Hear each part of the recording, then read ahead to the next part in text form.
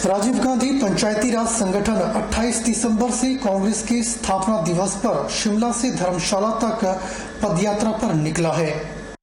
राजीव गांधी पंचायती राज संगठन के प्रदेशाध्यक्ष दीपक राठौर ने कहा कि केंद्र सरकार से 3 सवाल हैं। सरकार न्यूनतम समर्थन मूल्य MSP क्यों नहीं देना चाहती? कॉन्ट्रैक्ट फार्मिंग में किसानों को न्यायालय जाने का अधिकार क्यों नहीं है? और आवश्यक वस्तु अधिनियम क्यों खत्म किया जा रहा है? उन्होंने कहा कि पंचायती राज संस्थान बहुत ही कमजोर हैं, क्योंकि यह संविधान के 73वें और 74वें संशोधन को पूर्ण रूप से लागू नहीं किया गया है। वित्त कार्यक्रम और कर्मचारी की व्यवस्था पंचायतों के पास नहीं है। जिला परिषद और पंचायत समितियों के पास किसी प्रकार की ताकतें नहीं है। क्या है कि जैसे केरल में होता है, केरल में क्या है कि जो सालाना वहाँ का जो बजट है उसका 40% बजट सीधा पंचायतों को जाता है, और पंचायतों के पास अपना फंड है, अपने कर्मचारी हैं, और पंचायतों के पास अपना जो है फंक्शन करने का उनको शक्तियां हैं। इसको हम 3F कहते हैं, फंड, फंक्शन एंड फंक्शनरी। ये जब तीनों चीजें पंचायत की अपनी होगी तो वो त्वरित विकास के लिए जो है वो जल्दी से अपने किसी भी काम को जमीन तक पहुंचा सकते हैं। नहीं तो क्या होता है कि आप छोटा सा, अगर आपने हैंडपंप भी लगाना है तो हैंडपंप के लिए पहले आप जो है अपने विधायक महोदय के पास जाएंगे, फिर विधायक महोदय उनको लगेगा कि ये आदमी हमारी पार्टी का है, हमारी पार्टी का प्रधान है, तो उसको जल्दी वो सैंक्शन कर देंगे। लगेगा कि नहीं, ये तो दूसरी विचारधारा का आदमी है, उसको वो 5 साल के लिए जो वो तकलीफ में रखेंगे। होता क्या, उससे नुकसान उस प्रधान का नहीं होता है, नुकसान किसका होता है? आम जनता का। बर्ड फ्लू के चलते हिमाचल प्रदेश के जिला बिलासपुर की गोविंद सागर झील और कोलडैम झील पर प्रशासन और वाइल्ड लाइफ विभाग आने वाले प्रवासी पक्षियों पर कड़ी नजर बनाए हुए है। कांगड़ा जिला की पौंग झील में प्रवासी पक्षियों की मौत के बाद उनकी सैंपलिंग में बर्ड फ्लू की पुष्टि ने बिलासपुर प्रशासन की चिंताएं बढ़ा दी है।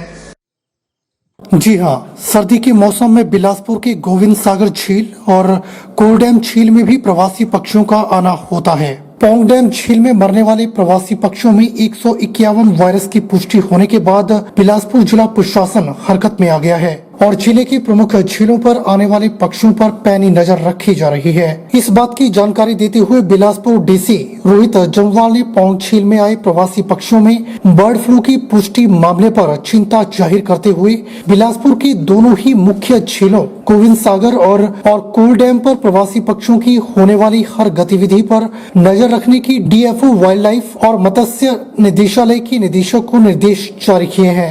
वहीं डीसी रोहित जम्वाल ने अभी तक प्रवासी पक्षियों से जुड़ी कोई भी चिंताजनक घटना सामने न आने की बात कहते हुए इससे जुड़ी कोई भी सूचना व घटना की जानकारी मिलने की उचित कदम उठाने की बात कही। नहीं, जैसा आपको विदित ही है कि जो Pong dam wild life sanctuary है वहाँ से कल जो है कुछ जो प्रवासी पक्षी हैं उनकी टेस्टिंग हुई थी और उनमें H1N1 जो है इन्फ्लुएंजा वायरस जो है वो पाने की पुष्टि हुई है। तो जैसे ही हमें ये सूचना मिली थी, हम भी, क्योंकि यहाँ भी गोविंद सागर जलाशय है तो ये हमारे लिए भी एक चिंता का विषय था।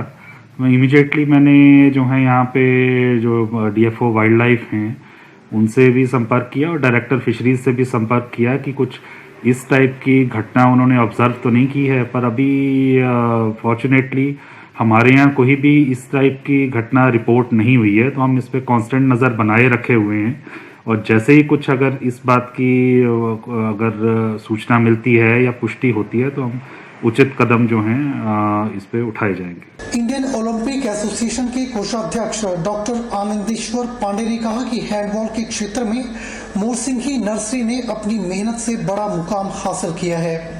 इस नर्सरी के कई खिलाड़ी राष्ट्रीय और अंतर्राष्ट्रीय स्तर पर हिमाचल और भारत का नाम रोशन कर रहे हैं। इसका श्रेय खुद अंतर्राष्ट्रीय हैंडबॉल खिलाड़ी रह चुकी स्नेहलता और उनके पति सचिन चौधरी को जाता है, जो बच्चों की प्रतिभा तराशकर उनका खेल निखार रहे हैं।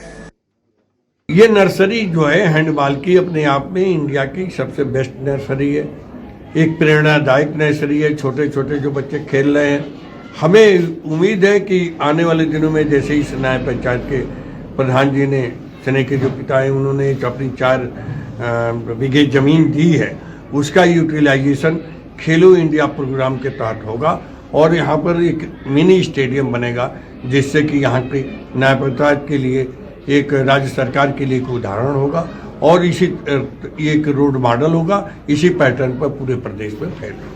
मतदान से पहले प्रत्येक मतदान केंद्र में मॉक पोल करना जरूरी है। मतदान की तैयारियों को लेकर जोगिंदरनगर के हर्बल गार्डन के सभागार में आयोजित इलेक्ट्रॉनिक वोटिंग मशीनों वीवीपैट की प्रशिक्षण शिविर में मौजूद पीठासीन अधिकारियों को उक्त दिशा निर्देश जारी करते हुए स्थानीय निर्वाचन शाखा के इलेक्शन कानूनगो तेज सिंह ने कहा कि वास्तविक मतदान से पहले मॉक पोल यानी कि दिखावटी मतदान करना जरूरी है। उन्होंने बताया कि मतदान केंद्र में तैनात टीमें मतदान शुरू होने से करीब 1 घंटा पूर्व मॉक पोल करवाएंगे। इलेक्शन होंगे 10 तारीख के लिए, उसके लिए जो यहाँ ट्रेनिंग स्टाफ लगाया गया उनके लिए ट्रेनिंग दी गई, जिसमें मशीन के द्वारा ईवीएम के द्वारा जो इलेक्शन होगा तो उसमें कंट्रोल यूनिट ऑफ बैलेट की पूरी जानकारी दी गई, उसको किस तरह चलाया जाएगा और सीलिंग कैसे कैसे होगी, और इलेक्शन से पहले मॉक पोल जो कि बहुत जरूरी पार्ट है एक, तो उसके बारे में डिटेल जानकारी सभी जो ट्रेनिंग के लिए आए हुए हैं विभिन्न विभागों से अधिकारी एवं कर्मचारी, उन सबको इसके लिए पूरी तरह से तैयार किया गया है। ये सुबह 8 बजे से भी कुछ शुरू हो जाएगी। इसके लिए आपकी जो कोरोना जो कोविड के पेशेंट है उनके लिए भी व्यवस्था इसमें रखी गई है? जी, उसके लिए उनके लिए भी है। उनके लास्ट में पोल का है, इस बारे में डिटेल में जानकारी तो उपमंडलाधिकारी जी दे सकते हैं, लेकिन उनके लिए भी इसमें हर एक मतलब जो भी वोटर्स हैं वो सभी वोट देंगे इसमें। मनाली के मिनी सचिवालय में कोविन रोल आउट को लेकर ब्लॉक टास्क फोर्स का गठन किया गया। जानकारी देते हुए बीएमओ नगर रणजीत ठाकुर ने बताया कि बैठक में एसडीएम मनाली को बीटीएफ का चेयरमैन नियुक्त किया गया। बीएमओ नगर ने बताया कि बैठक में कोविन रोल आउट की तैयारियों का जायजा लिया गया और वैक्सीनेशन कमेटियों का गठन किया गया। हिमाचल परिवहन सेवा निवृत्त कल्याण मंच की बैठक नूरपुर में संपन्न हुई। बैठक में एचआरटीसी के पेंशनरों की पेंशन के स्थायी समाधान और अन्य लंबित वित्तीय लाभों के बारे में विस्तार से चर्चा की गई।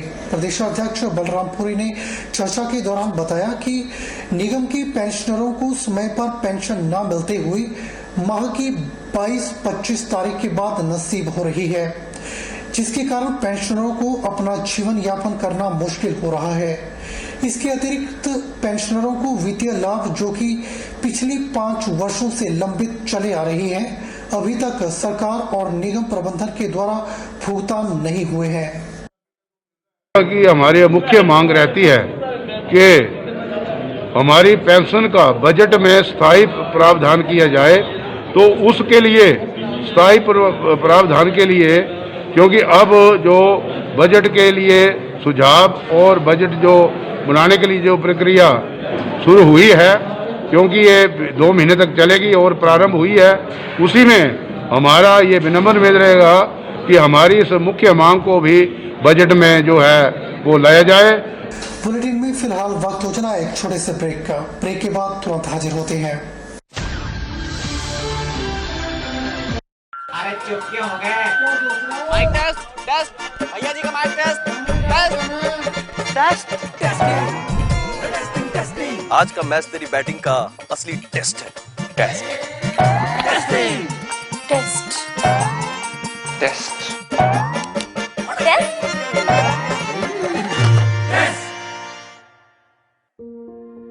मन में शक है तो सरकारी अस्पताल के आईसीटीसी में HIV की मुफ्त जांच करवाएं और सलाह पाएं।